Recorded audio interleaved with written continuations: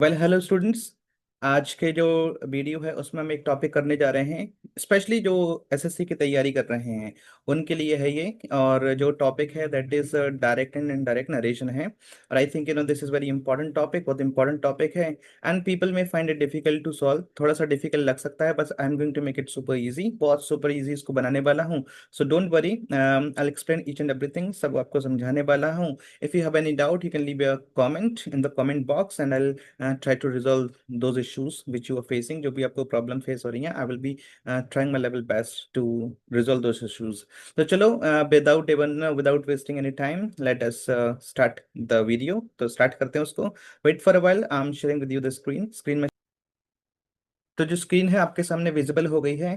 जो भी आपको मैं बता रहा हूँ, you have to see that very carefully. आपको बहुत, तो हम स्टार्ट कर रहे हैं। जैसे इसको बिल्कुल बहुत ही ज़्यादा ग्रामर में आपको उलझाने नहीं वाला हूँ, सिंपल सा बताने वाला हूँ, और सिंपल से उसके रूल्स हैं वो मैं उसको बिल्कुल सिंपलीफाई करने वाला हूँ। Grammar, this can bore you, so एक सिंपल सा तरीका है जो मुझे लगता है एक बहुत ही ईजी, और आपको ग्रामर में कुछ भी प्रॉब्लम नहीं होने वाली है, बिकॉज इतना ग्रामर में आपको अंदर नहीं ले जाने वाला हूँ। So wait for a while, I am writing a sentence over here. आप एक सेंटेंस लिख रहा हूँ, फॉर एग्जांपल यहाँ पे मैंने लिखा, wait a while, let me erase it, let me select one pen, this one, I think this one is nice. So जैसे मैंने यहाँ पे लिखा, he said to me, I will be there for you. तो ये sentences को मैं inverted commas में क्लोज कर दिया। ना सी, आपको आपको बताने कैसे वाला हूँ। ये जो सेंटेंस लिखा हुआ है, देर आर टू पार्ट्स, दो पार्ट्स हैं। एक तो ये वाला पार्ट जो इन्वर्टेड कॉमर्स के बाहर है, और एक पार्ट है जो है इन्वर्टेड कॉमर्स के अंदर है। आपको सिंपल सा कुछ भी नहीं पढ़ना है। आपको बहुत सिंपल सा रूल बता रहा हूँ कि हमें इस वाले पार्ट को देखकर, जिसको हम बोलते हैं रिपोर्टिंग, ये जो वर्ब है वो रिपोर्टिंग वर्ब है, इसको बोलते हैं रिपोर्टिंग वर्ब। मेरे हिसाब से आपको टर्म्स को भी जानने की जरूरत नहीं है। If you are preparing for the exam, simple आपको समझना है, दैट्स इट। रिपोर्टिंग वर्ब है। और ये इस वाले को हम बोलते हैं रिपोर्टेड स्पीच। क्या बोलते हैं? Reported speech. Reported speech. And the simple rule I would love to tell you is कि इस वाले पार्ट को देख के, किस वाले पार्ट को, रिपोर्टिंग वाले पार्ट को देख के हम रिपोर्टेड को चेंज करते हैं, सिंपल। इतना सा हमें आपको समझना, इतना सा आपको समझना है, आपको कुछ नहीं समझना। सिंपल सा क्या है कि रिपोर्टिंग को देखकर आपको रिपोर्टेड को चेंज करना है, दैट्स इट। अब हम आगे बढ़ रहे हैं, तो थोड़ा सा वेट करना है, let me scroll it down. तो हमें रिपोर्टिंग को देखकर रिपोर्टेड को चेंज करना है। अब इसके कुछ रूल्स मैं आपको बता रहा हूँ। रूल्स क्या है? फर्स्ट वाला है, if the reporting verb, जो कि ये वाली है reporting verb, is in present tense। अगर ये प्रेजेंट टेंस में है, प्रेजेंट इंडेफिनिट है, कंटिन्यूस है, परफेक्ट है, या फिर परफेक्ट कंटिन्यूस है, जो भी है, अगर ये प्रेजेंट में है, तो हम क्या करेंगे? The tenses of the reported, the tenses, wait a while,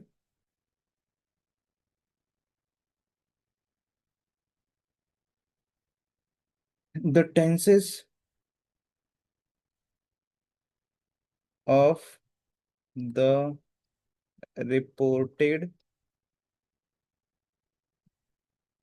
will not change, pronouns and adverbs will change as per the requirement। जैसे भी हमें जरूरत पड़ेगी उसके हिसाब से हम प्रोनाउंस और नाउंस, सॉरी, प्रोनाउंस और एडवर्ब्स को चेंज करेंगे। बट अगर ये कब होगा? अगर ये वाला जो रिपोर्टिंग वाला जो पार्ट है, अगर वो किस में है, प्रेजेंट में है, तो रिपोर्टेड के हम टेंसेस को चेंज नहीं करेंगे, प्रोनाउंस और एडवर्ब्स तो चेंज होंगी। क्लियर है पूरा? अब मैं आपको बताता चल रहा हूँ, ये नोटेड डाउन, आप इसको लिख सकते हो, समझ सकते हो। अगर रिपोर्टिंग किस में है, फ्यूचर में है, रिपोर्टिंग वर्ब अगर फ्यूचर में है उस केस में भी रिपोर्टेड के टेंसेस चेंज नहीं होंगे, प्रोनाउंस और एडवर्ब्स चेंज होंगी। ठीक है, तो मेरे हिसाब से इसको लिखना है, चलो मैं लिखे देता हूँ। If the reporting verb is in future tense, the tenses of the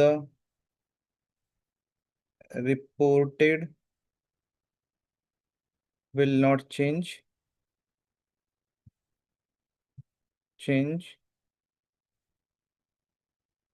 pronouns and adverbs will change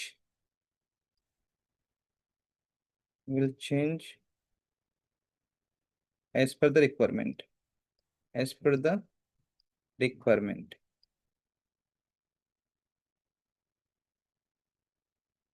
तो ये दो रूल हो गए इसके।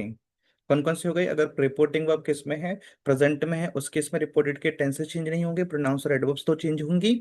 और अगर रिपोर्टिंग जो वर्ब है वो फ्यूचर में है, फ्यूचर टेंस में है, उस केस में भी जो रिपोर्टेड है उसके टेंसेस चेंज नहीं होंगे, प्रोनाउंस और एडवर्ब्स चेंज होंगी।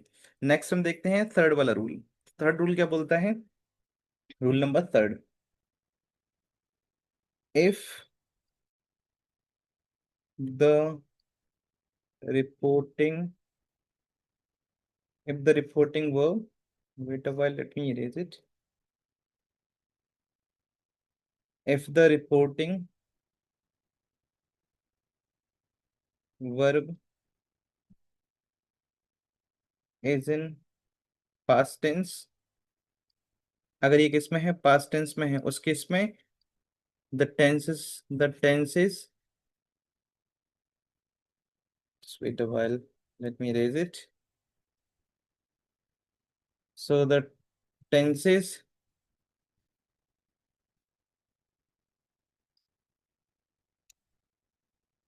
the tenses pronouns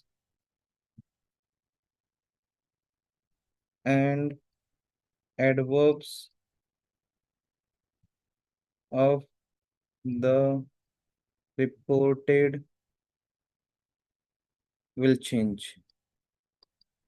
तो अगर ये पास्ट में है रिपोर्टिंग, उस केस में जो रिपोर्टेड है उसके टेंसेस भी चेंज होंगे, प्रोनाउंस भी चेंज होंगे एंड एडवर्ब्स भी चेंज होंगी।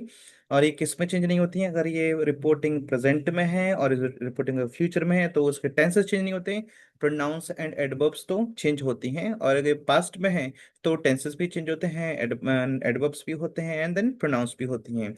नेक्स्ट रूल इज फोर्थ वाला, अगर हम देखते हैं तो even if even if the reporting verb is in past but the reported is a fact, proverb or universal truth,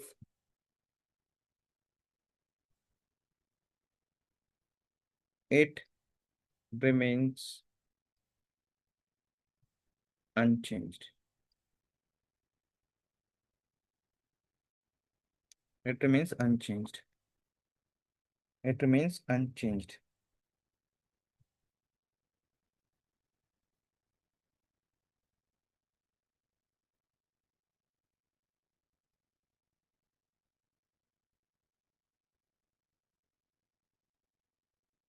ठीक है, तो अगर ये रिपोर्टेड स्पीच जो है भले ही किस में हो, पास्ट में हो, लेकिन इसमें जो सॉरी, अगर रिपोर्टिंग रिपोर्टिंग जो वर्ब है अगर वो पास्ट में हो, लेकिन बेसिक चेंजेस तो पास्ट में ही आते हैं टेंसेस में।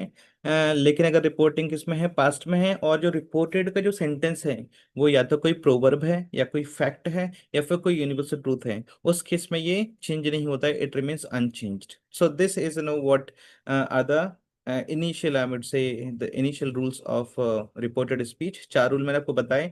पहले तो ये बताया था कि रिपोर्टिंग को देख हम रिपोर्टेड को चेंज करते हैं। अगर रिपोर्टिंग किस में है, प्रेजेंट में है, उस केस में रिपोर्टेड के टेंसेस चेंज नहीं होते, प्रोनाउंस और नाउंस चेंज और प्रोनाउंस और एडवर्ब्स चेंज होती हैं। अगर रिपोर्टिंग किस में है, फ्यूचर में है, उस केस में भी रिपोर्टेड के टेंसेस चेंज नहीं होते हैं, प्रोनाउंस और नाउंस चेंज और प्रोनाउंस एंड एडवर्ब्स चेंज होती हैं। अगर रिपोर्टिंग किस में है, पास्ट में है, उस केस में रिपोर्टेड के टेंसेस भी चेंज होते हैं, एडवर्ब्स भी चेंज होते हैं एंड प्रोनाउंस भी चेंज होते हैं।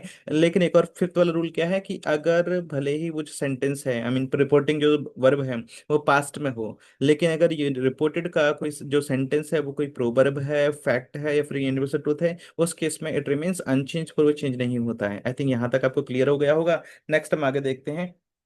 सो नेक्स्ट क्या है, फॉर एग्जाम्पल यहाँ पर अब हम देखते हैं जो वर्ब से आती है, this changes into many verbs. पहले तो आपने देखा होगा कि से कभी कभी है ना सैड लिखा आता है, कभी कभी टोल्ड होता है। तो उसका सिंपल सा है कि अगर से के बाद में जैसे लगा से क्या आ गया, से टू मी आ गया, या फिर सेट टू मी आ गया, say to him, said to him ऐसे आ गया। तो अगर ऑब्जेक्ट आ रहा है से के बाद में तो वो किस में चेंज हो जाता है, से है तो टेल हो जाएगा और सेड है तो टोल्ड हो जाएगा, इसमें चेंज हो जाता है। अब इसके बाद में जो वर्ब है से, it can be change into many different verbs, like sentence में हम ऐड कर सकते हैं इसकी जगह पे, मतलब कुछ कहना, और इसकी जगह पर अगर आंसर करें तो हम आंसर कर सकते हैं। ठीक है, इसकी जगह पर अगर कोई एक्सेप्ट करा तो एडमिट कर सकते हैं। इसकी जगह पर हम क्या कर सकते हैं, अगर कोई कंप्लेन कर रहा है तो कंप्लेन कर सकते हैं हम यहाँ पे इसकी जगह पे। वेट अ while, क्या कर सकते हैं, कंप्लेन कर सकते हैं। इसकी जगह फिर हम है ना डिमांड कर सकते हैं, डिनाई कर सकते हैं। इसके बाद में इंफॉर्म कर सकते हैं, सेंटेंस में अगर कुछ इन्फॉर्मेशन दे रहे हैं तो इंफॉर्म कर सकते हैं। देन इसके बाद में हम यू नो सजेस्ट कर सकते हैं, सजेशन दे रहे हैं तो।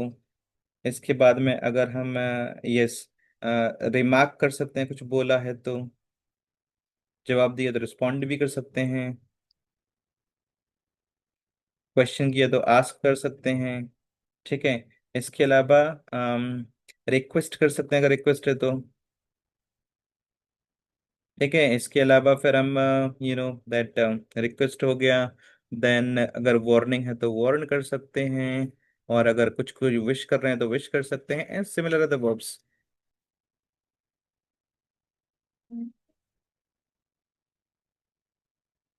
सिमिलर अदर वर्ब्स और इस तरह के और भी वर्ब्स का यूज कर सकते हैं as per the requirement, requirement के हिसाब से। ठीक है, अब हम देखते हैं आगे। There will be change in tenses, change in tenses. तो टेंसेस किसके चेंज होते हैं, जो इनवर्टेड कॉमास के अंदर वाले जो पार्ट है जिसको हम रिपोर्टेड स्पीच बोलते हैं उसके टेंसेस में चेंज होगा। तो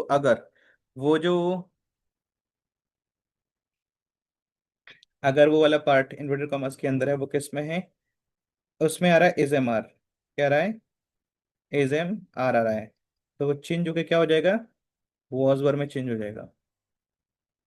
अगर उसमें क्या आ रहा है, वॉज या फिर वर आ रहा है, तो ये किस में चेंज हो जाएगा, हैड बीन में। अगर उसमें क्या आ रहा है, प्रेजेंट इंडेफिनिट, इसको सिंपल भी बोलते हैं, वो किस में चेंज हो जाएगा, पास्ट इंडेफिनिट में, पास्ट इंडेफिनिट में। और अगर उसमें क्या आ रहा है, प्रेजेंट कंटिन्यूस आ रहा है,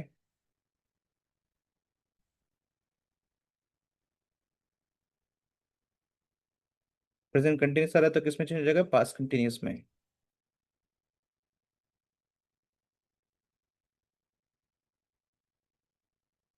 अगर उसमें क्या आ रहा है, प्रेजेंट परफेक्ट आ रहा है, हम किस में चेंज कर देंगे उसको, पास्ट परफेक्ट में।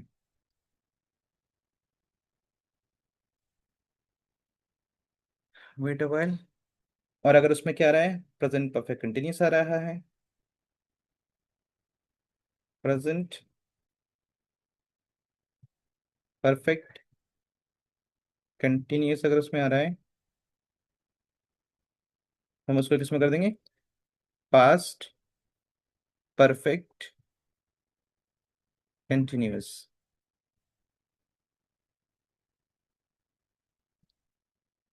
अगर उसमें क्या आ रहा है?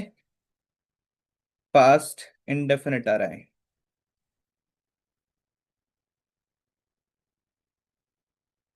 पास्ट इंडेफिनिट आ रहा है तो हम उसमें कर देंगे पास्ट परफेक्ट में चेंज करेंगे, पास्ट परफेक्ट में।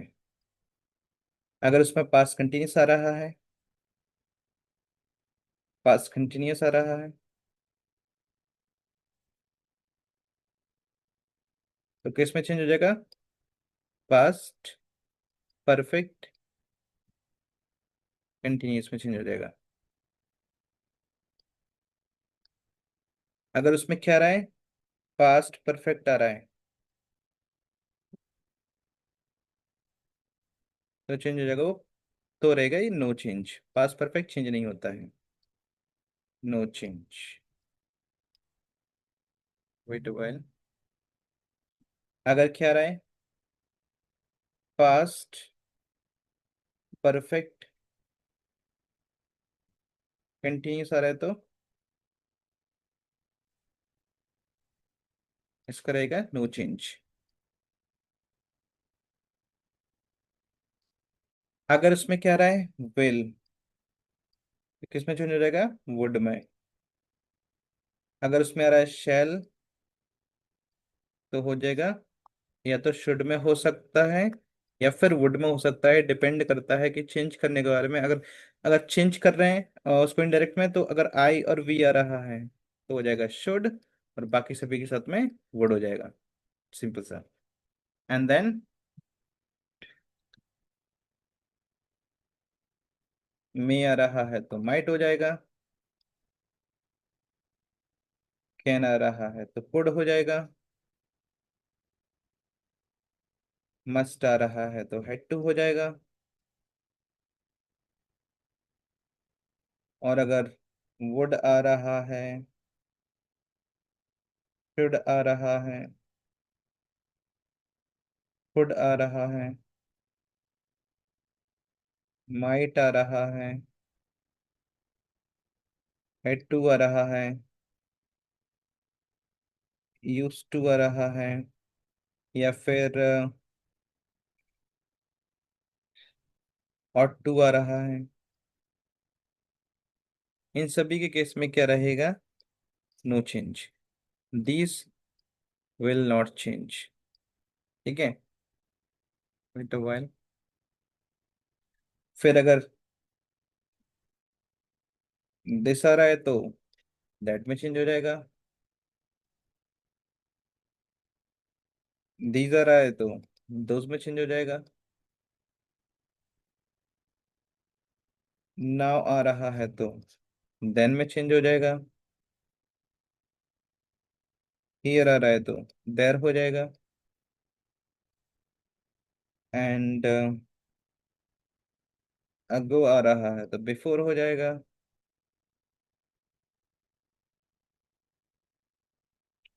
ठीक है।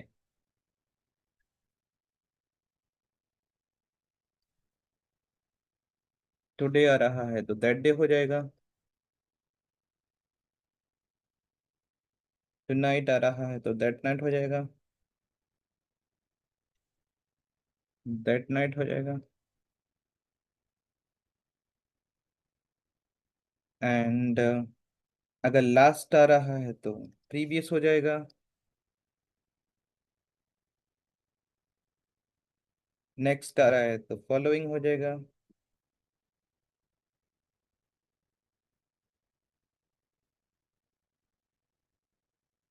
टुमारो आ रहा है तो द नेक्स्ट डे, या फिर द फॉलोइंग डे।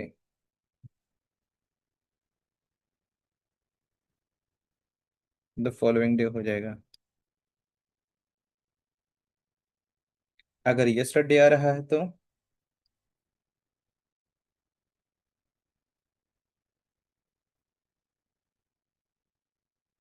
तो हो जाएगा the day before, the day before, या फिर द प्रीवियस डे,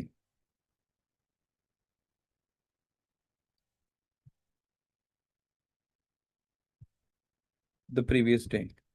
सो ये सारे टेंसेस के चेंज हैं, एडवर्ब्स ऑफ टाइम के चेंजेस हैं। तो इतना सारा करने के बाद में now let's move on to the sentence. अब सेंटेंस पे चलते हैं। एक और जो रूल है वो क्या है, जो भी है रूल का नंबर आप देखते रहना, जो भी पाँच छह जो भी लगवाए मैंने, जो भी नंबर है तो हम यहाँ पे ऐसे कर देते हैं। अब दोनों स्पीचेस को जब हम इन्वर्टेड कॉमर्स को रिमूव करेंगे तो विल यूज दैट। किसका यूज करेंगे, दैट का यूज करेंगे कंजंक्शन के लिए। फॉर एग्जाम्पल अब मैं यहाँ पे एक सेंटेंस लिख रहा हूँ, जैसे सेंटेंस शायद मैंने पहले लिख के दिया था, so let me see the sentence what the sentence was.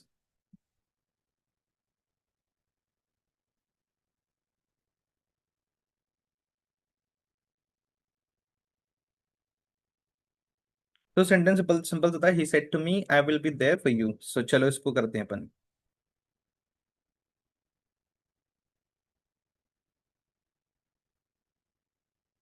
Sentence था he said to me I will be there for you. तो let's see this.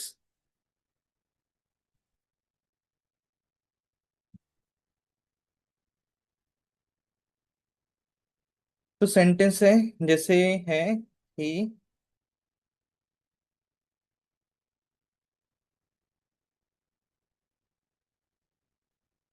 He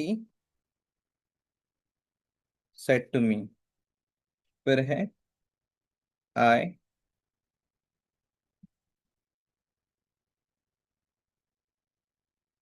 will be there for you. So this is the sentence. देखो, he said to मी मैंने बताया था कि said के बाद में अगर टू मी आ रहा और टू हिम आ रहा तो टोल्ड हो जाता है, तो हो जाएगा सिंपल सा he told me, he told me.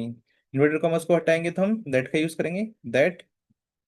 अब जो आई है वो किसके लिए आ रहा है, वो आ रहा है मी के लिए। ही सेड टू मी मुझसे बोला था, मतलब उसने बोला ही सेड टू मी, वो किससे बोल रहा है, मुझसे। लेकिन बोल कौन रहा है, वो बोल रहा है कि वो वहां पर रहेगा तुम्हारे लिए, right.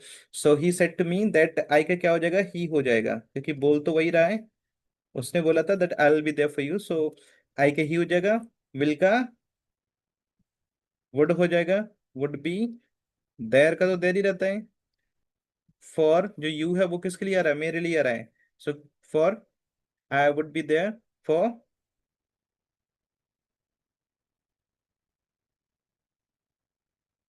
Me. He said to me that he would be there for me. ठीक है, तो ये इसमें यू का मी में क्यों चेंज हुआ, क्योंकि बोल वो मुझसे रहा है। क्लियर है, यहां तक पूरा समझ में आ गया। यस।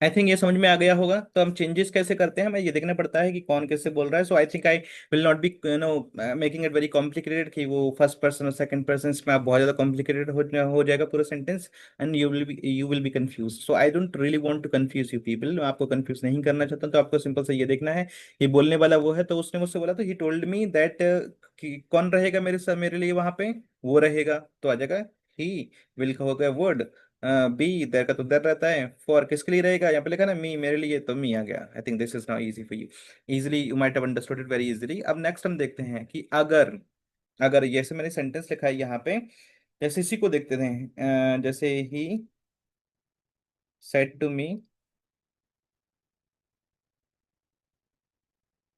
यहाँ पे लिख देते हैं will you go there tomorrow. ये सेंटेंस है। तो अगर सेंटेंस किससे स्टार्ट हो रहा है, इंटेरोगेटिव सेंटेंस है और हेल्पिंग वर्ब से स्टार्ट हो रहा है, ये जो सेंटेंस हम देखेंगे क्योंकि चेंजेस हम इसी में करते हैं। तो अगर ये सेंटेंस अगर हमें दिख रहा है कि ये इंटेरोगेटिव है, इंटेरोगेटिव का क्या होता है, जो सेंटेंस हेल्पिंग वर्ब से स्टार्ट होता है, so this sentence is starting with the helping verb, so हमें बताया कि ये कौन सा है, इंटेरोगेटिव है। सो अगर इनवर्टेड कॉमर्स के अंदर वाले जो सेंटेंस है वो हेल्पिंग वर्ब से स्टार्ट हो रहा है, तो उसको इंडायरेक्ट में चेंज करते टाइम पे हम क्या करेंगे, जो वर्ब से है उसको आस्क में चेंज कर देंगे, तो यहाँ पर हो जाएगा he asked me, he asked me. अब जब सेंटेंस इंटरोगेटिव से स्टार्ट हो रहा हो, कौन सा, जो इनडायरेक्ट में है वो, तो जब हम रिमूव करेंगे इन्वर्टेड कॉमास को, तो हम दैट की जगह पे इफ या वेदर का यूज करेंगे। आप किसी का भी यूज कर सकते हो, मैंने दोनों बता दिए, इसमें से किसी का भी यूज कर सकते हो, you will not to use both, you will use one of them. आप किसी का यूज कर लो, वेदर। तो अब इसके बाद में जो सेंटेंस रहेगा वो एक बन जाएगा, क्या, स्टेटमेंट बन जाएगा। It will not B A question, now ये क्वेश्चन नहीं रहेगा, तो हम इसको स्टेटमेंट की तरह इसका यूज करेंगे। सो ही आस्क्ड मी इफ, क्या, विल यू गो देयर, तो ये पूछ किस रहा है, मुझसे पूछ रहा है, तो ये क्या हो जाएगा, यू की जगह पे आई, इफ आई, विल का हो जाएगा वुड, वुड के साथ में फर्स्ट फॉर्म आती है तो गो देयर, और टुमारो का द नेक्स्ट डे। अब कोई क्वेश्चन मार्क नहीं आएगा, because it is now not a question, it is a statement, it is assertive sentence. Now assertive sentence है, आपको मेरे हिसाब से you don't have to even remember कि असर्टिव है कि क्या है, आपको बस इतना पता होना चाहिए कि अभी ये क्वेश्चन ना रह के एक स्टेटमेंट बन गया, दैट्स इट। सो हमने क्या किया, सिंपल सा किया, इस केस में जब सेंटेंस किससे स्टार्ट हो रहा हो, हेल्पिंग वर्ब से स्टार्ट हो रहा हो, सेंटेंस इंटरोगेटिव हो, उस केस में जो वर्ब से आती है उसकी जगह पे हम आस्क कर देते हैं, तो ही आस्क्ड मी। और जो इन्वर्टेड कॉमर्स को हटाएंगे तो हम इफ या वेदर का यूज करेंगे, दैट का यूज अब नहीं होगा, तो हमने दैट का यूज कर दिया, इफ का, सॉरी, इफ का यूज कर दिया, वेदर का कर सकते हो, इट इज योर चॉइस। और फिर हमने सिंपल सा रख दिया एक स्टेटमेंट की तरह, जिसमें क्या है गया, इसमें खुद से बोला, मुझसे बोला था will you go there tomorrow, तो मैंने बोल दिया इफ आई विल का word go there the next day, the following day भी कर सकते हैं, it is our choice. Next अब मैं आपको नेक्स्ट सेंटेंस लिख रहा हूँ। नेक्स्ट में क्या है, जैसे है they said to us, where do you live and what do you do. ठीक है, अब हमें इस वाले में क्या देखना है, कि जब सेंटेंस किससे स्टार्ट होता है, क्वेश्चन वर्ड से स्टार्ट होता है, व्हेन वेयर हाउ वगैरह से स्टार्ट हो रहा है, उस केस में क्या होता है, वर्ब से को हम आस्क में कर देते हैं चेंज, तो हमने यहाँ पे कर दिया they asked us, they asked us. अब इसमें क्या रहेगा, इसमें जब इन्वर्टेड कॉमर्स को रिमूव करेंगे तो हम ना तो इफ का यूज करेंगे, ना ही वेदर का यूज करेंगे, ना ही दैट का यूज करेंगे, will simply be starting with question word, तो हम क्वेश्चन वर्ड से स्टार्ट करेंगे, तो वेयर।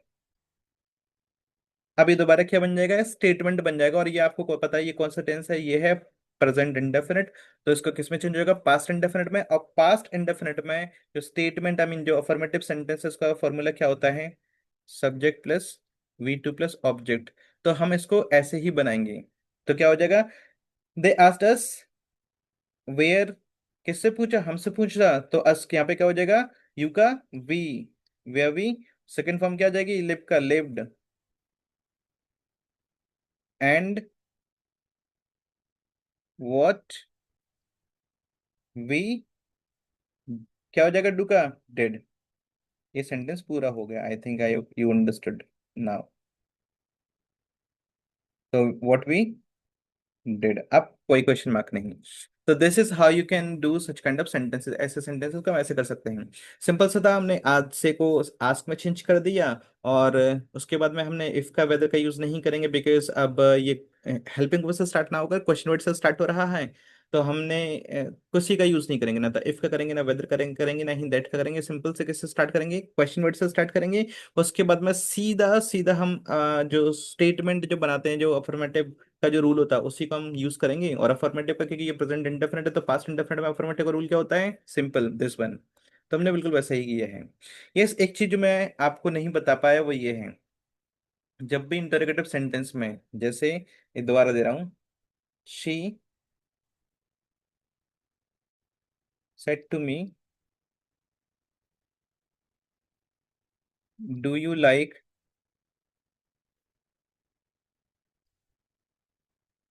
हॉकी और क्रिकेट।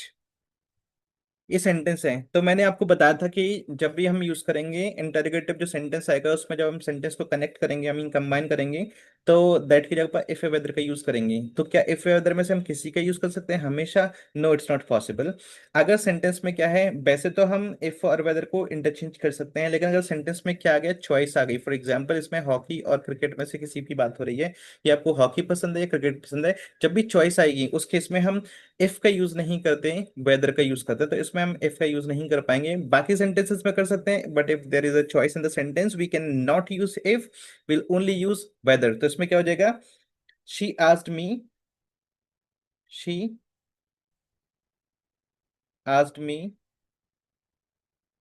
अब इसमें क्या आएगा, इफ नहीं आएगा, क्या आएगा, वेदर। वेदर इससे पूछा मुझसे तो हो जाएगा आई लाइक्ड, क्योंकि ये प्रेजेंट इंडेफिनिट है तो पास्ट इंडेफिनिट हो जाएगा, वेदर आई लाइक्ड हॉकी और cricket. I think you people are getting everything, आपको समझ में आ रहा होगा, because I am not making it very complicated. मैं आपको बिल्कुल, मतलब इसको बिल्कुल भी कॉम्प्लिकेटेड नहीं कर रहा हूँ। I am just using simple simple, जो रूल है वो तो उनको सिंपल तरीके से बता रहा हूँ। No, no no, not too much grammar, I am not using too much grammar, उसका यूज नहीं कर रहा हूँ, because I know you people can get confused if I use a lot of grammar, and I don't really want this to happen. मैं नहीं चाहता कि ऐसा हो। तो हमने कितने रूल कर लिए, अगर सेंटेंस सिंपल है तो उसको हम कैसे चेंज करते हैं, अगर सेंटेंस में इंटेरोगेटिव से स्टार्ट हो रहा है, रिपोर्टेड स्पीच का जो सेंटेंस है वो रिपोर्टेड है, आई मीन रिपोर्टेड स्पीच का जो सेंटेंस है वो क्या है, इंटेरोगेटिव है, तो उस केस में हम क्या करते हैं, ये में हमने देखा। अगर सेंटेंस किससे स्टार्ट हो रहा है, क्वेश्चन वर्ड से स्टार्ट हो रहा है, उस केस में हम क्या करते हैं, हमने ये भी देख लिया। अब नेक्स्ट सेंटेंस आता है अगर, वेट, यहाँ पे एक सेंटेंस लिख रहा हूँ, my father said to me, don't lose hope in any situation। ये सेंटेंस है, राइट, और ये क्लोज कर दिया। Just wait for a while, let me. तो यहाँ पे ये था सेंटेंस। सी दिस सेंटेंस, ये जो सेंटेंस है वो कौन सा इम्पेरेटिव है, इसका मतलब क्या हुआ, अलग किसी भी सिचुएशन में होप मत खोना। तो जब भी हम किसी को रिक्वेस्ट करते हैं, किसी को एडवाइस करते हैं, और किसी को ऑर्डर देते हैं, तो वो होता है अब कौन सा वाला, इम्पेरेटिव वाला। तो यहाँ पर सेंटेंस डू नॉट का मतलब क्या, डोंट का मतलब क्या निकल रहा है, मत, कि ऐसा मत करना। तो जब भी ऐसा इसका मतलब निकलता है, डोंट का मत निकलता है, तो वो क्या होता है, इंपेरेटिव सेंटेंस में आता है। ठीक है, तो ये हो गया इंपेरेटिव सेंटेंस। इंपेरेटिव सेंटेंस में क्या होता है, इंपेरेटिव सेंटेंस में हम कनेक्ट करने के लिए टू का यूज करते हैं। टू का पॉजिटिव में, अगर नेगेटिव है तो नॉट टू का यूज करते हैं। ठीक है, नेगेटिव में। ये सेंटेंस तो नेगेटिव में डोंट लिखा है इसमें, तब क्या करेंगे, यहाँ पे फादर क्या बोल रहे हैं, सजेस्ट कर रहे हैं मुझे, और एडवाइस भी बोल सकते हो। So my father advised me, advised me. तो यहाँ पे क्या हो जाएगा, कनेक्ट करें तो नॉट टू, क्योंकि इसमें डोंट आ रहा है, तो उसमें हो जाएगा not to, not to lose hope in any situation, in any situation, so this is the sentence. अब बन गया पूरा। इसमें ये बहुत इजी है, सबसे इजी है, तो because you don't have to change the sentence, मतलब the tenses of the sentence को आपको नहीं करना है, आप सिंपल सा टू से कनेक्ट कर दोगे, दैट्स इट। नेक्स्ट हम इसको देख लेते हैं पॉजिटिव वाला। जैसे मैंने यहाँ पे लिखा, they said to me, please show us the way to the stadium. यहाँ पे सो इसमें लिखा हुआ, they said to us please show us the way to the stadium, तो यहाँ पे ये क्या कर रहे हैं, they are requesting me, please लगा रहे हैं, रिक्वेस्ट कर रहे हैं, और ये क्या है, दिस इज इम्पेरेटिव। जब भी सेंटेंस किससे स्टार्ट हो, वर्ब से स्टार्ट हो, ये वर्ब से स्टार्ट हो रहा है, शो अस, प्लीज लगा हुआ है, so that is request mode, request कर रहे हैं मुझसे। जब भी सेंटेंस वर्ब से स्टार्ट होता है तो वो इम्पेरेटिव होता है। जब भी सेंटेंस डोंट में इसका मीनिंग मत निकल रहा हो तो भी वो इम्पेरेटिव होता है। तो यहाँ पे क्या हो गया, तो क्योंकि प्लीज लगा हुआ तो हम यहाँ पे से की जगह पे क्या कर देंगे, they requested me, they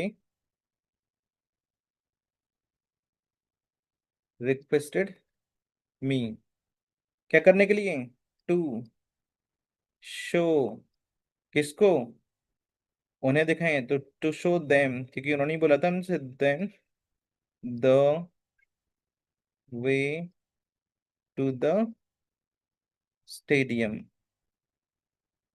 to the stadium, to the stadium. ये सेंटेंस हो गया। एक और रूल बचा हुआ, दैट इज एक्सक्लेमेटरी जो सेंटेंस होता है उनका रूल, बाकी सारे हमने कर लिए हैं, and I hope that you understood each and everything. उसके बाद में once we done this with this video, हम इसको कर लेंगे इस वीडियो को, then will have an exercise.